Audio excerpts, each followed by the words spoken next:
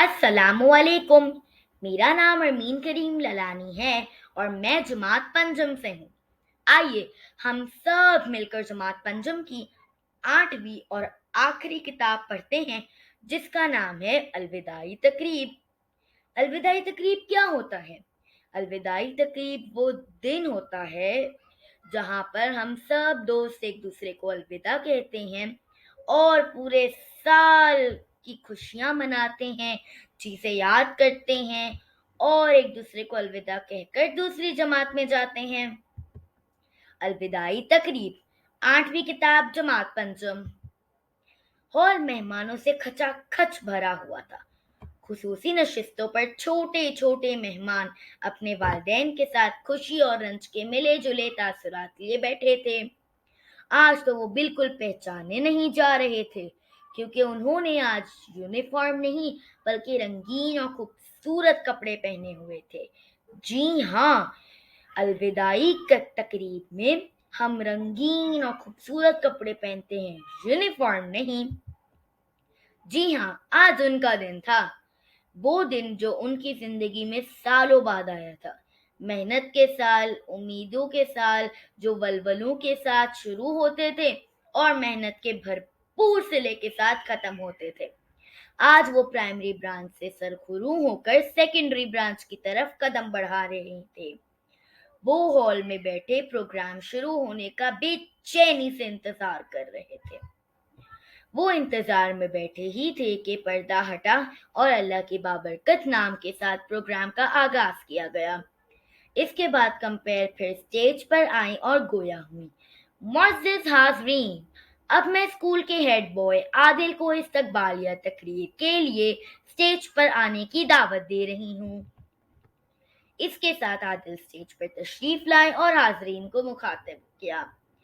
मोहतरम अस्तातिज़ा, मोअज़्ज़िज़ वालिदैन और मेरे प्यारे साथियों, आज मैं जमात पंजम की अलविदाई तकरीब में आप सबको खुशामदीद कहता हूँ।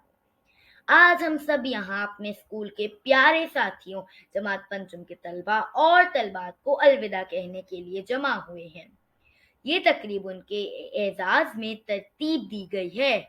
उम्मीद है कि ये हमारी काविशों को सराहेंगे और हमारे खुलूस को कबूल करेंगे। शुक्रिया। आदिल की तकरीर के बाद कंपेयर दोबारा स्टेज पर आई और कहा, मैं अब मौजूदा जमात पंजुम के तलबा को दावत देती हूँ कि वो स्टेज पर आएं और साबके जमात पंजुम के तलबा के बारे में अपने तासरात का इजहार करें। इस ऐलान के बाद आली स्टेज पर आए और गोया हुए। मुअज़्ज़िज़ हाज़रीन, मैं दुआ करता हूँ कि किसी बच्चे की बड़ी बहन उससे अगली जमात में ना हो। स्कूल में शरारतों का मजा ही खत्म हो जाता है। निदा आपी और उनकी सहेलियां वक्त हम पर नजर रखती थी। किसी शरारत के मंसूबे पर अमल करने से पहले ही हम पकड़े जाते थे। आप में से किन किन के साथ ऐसा होता है? एक बार हमने तय किया कि उन्हें अपनी शरारत का निशाना जरूर बनाएंगे। निदा आपी और उनकी सहेलियां वक्फे के दौरान स्कूल के मैदान में एक मखसूस जगह बैठी थीं, जहां दरख्तों के झुंड थे। मंसूबा ही बना कि उनको डराया जाए। चुनाचा हमने मुख्तलिफ तासुरात और आवाजें रिकॉर्ड की। पहले झकर की सुनसुनाहट और चलने की आहट रिकॉर्ड की गई, फिर चिंगाड़ की आवाज और तरकीब के फालसे की दरख्त वाली और जनाब उनकी शक्लें देखने वाली होती थीं। उन लोगों ने पहले दिन तो अपने आप को निडर साबित करने की कोशिश की, इधर उधर तलाश किया, लेकिन हमने पक्का काम किया था। तीसरे रोज तो ये चीखी हुई ऐसी भागी कि आज तक इधर का रुख नहीं किया। लेकिन आज मैं उनसे माजरत तलब करता हूँ। शुक्रिया। आली के बाद एरम आई और यूं अपनी गुफ्तगू का आगाज किया। साथियों, मेरा तजुर्बा बहुत मुख्तलिफ था। आज हमें महसूस हो रहा है कि हमारे दोस्त जा रहे हैं। ये लोग हमारा बहुत ख्याल रखते थे। मुझे याद है कि एक बार मेरी तबीयत बहुत खराब हो गई थी। मैं छुट्टी के वक्त निढाल सी गाड़ी के इंतजार में बैठी थी कि निदा आपी की एक सहेली का इधर से गुजर हुआ। انہوں نے مجھے اس طرح بیٹھے دیکھا تو میرے پاس آئی اور اس وقت تک میرے پاس بیٹھی رہی جب تک میری گاڑی نہیں آئی اور انہوں نے مجھے روانہ نہ کر دیا۔ شکریہ۔ اب کمپیر نے جماعت پنجم کے مہمانوں کو دعوت دی کہ وہ اسٹیج پر آئیں اور اپنے خیالات کا اظہار کریں۔ سب نے ندا کو مجبور کیا کہ وہ سب کی طرف سے اسکول انتظامیہ اور میزبان جماعت کا شکریہ ادا کرے۔ ندا اسٹیج پر آئی اور اپنے خیالات کا یوں اظہار کیا: اساتذہ محترم، والدین اور ہمارے پیارے ساتھیوں، آج ہم سب خوشی اور غم کے ملے جلے تاثرات کے ساتھ یہاں جمع ہوئے ہیں۔ ہمیں خوشی ہے کہ ہم اب سیکنڈری برانچ میں جا رہے ہیں، لیکن اس برانچ کو چھوڑنے کا بھی اتنا ہی غم ہے۔ یہاں ہم نے اپنی زندگی کے بہترین سال گزارے ہیں۔ یہاں کے اساتذہ نے ہمیں انگلی پکڑ کر چلنا سکھایا، ہماری بنیادی تعلیم کی پختگی کے لیے محنت کی، ہماری کوتاہیوں پر ہمیں سرزنش لیکن ہمیں سکھانے اور پڑھانے میں کبھی کوئی کمی نہیں کی۔ ہم آج ان کا تہہ دل سے شکریہ ادا کرتے ہیں، ساتھ ہی ہمارے جماعت چہارم کے ساتھیوں کا بھی، جنہوں نے ہمارے ساتھ شرارتیں بھی کی اور ہمیں پیار بھی دیا۔ شکریہ۔ ادھر ہال کے اندر تقریریں ہو رہی تھیں اور باہر قدرت کی رحمتیں زوروں پر تھیں۔ گرج چمک کے ساتھ اچانک موسلادھار بارش شروع ہو گئی۔ بارش کے ساتھ ہی اسکول انتظامیہ کی بے چینی بڑھتی جا رہی تھی۔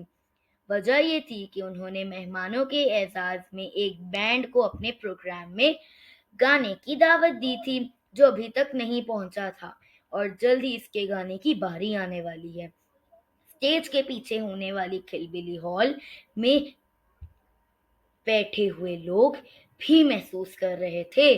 ہال میں ڈیوٹی پر کھڑے ہوئے بچے بھی آپس میں گھبرائے ہوئے لہجے میں گفتگو کر رہے تھے۔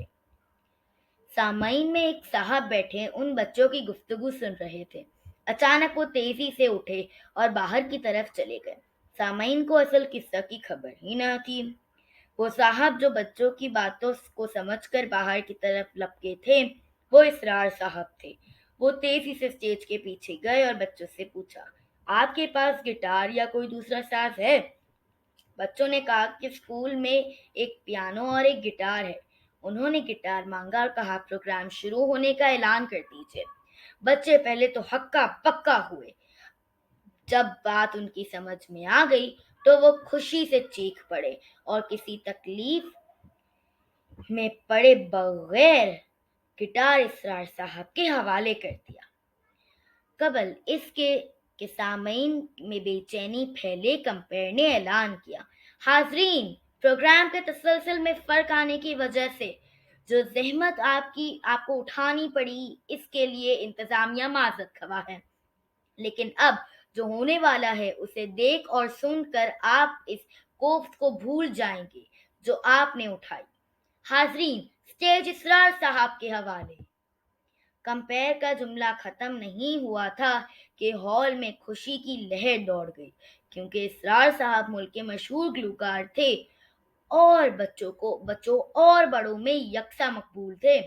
مہمان جماعت کے وہم و گمان میں بھی نہ تھا کہ ان کے لیے اتنے بڑے گلوکار کو بلایا جائے گا، لیکن یہ کیا، اسرار صاحب اکیلے گٹار لے کھڑے ہیں؟ ان کے سنگیت ساتھی کہاں تھے؟ کسی کو اصل صورت حال کا پتہ ہی نہیں تھا۔ اسرار صاحب نے گانا شروع کیا۔ ہال کے تمام لوگ گانے میں مہو ہو گئے اور تالیوں کی مدد سے ان کا ساتھ دینے لگے۔ پروگرام کے اختتام پر مہمان جماعت کے بچوں کو تحفے دیے گئے، ان کا شکریہ ادا کیا گیا اور انہیں اسرانے میز تک لے جایا گیا۔ چونکہ بارش کا روز ٹوٹ رہا تھا، لہذا مہمان روانہ ہونا شروع ہو گئے، یہاں تک کہ صرف انتظامیہ کے لوگ رہ گئے۔ وہ بھی اب جانے کے بارے میں سوچ ہی رہے تھے کہ ایک وین آ کر رکی۔ ان میں سے جو لوگ برآمد ہوئے ان کا حلیہ دیکھنے کے قابل تھا۔ آئیے اب ہم اس کہانی کے کچھ نئے الفاظ پڑھتے ہیں۔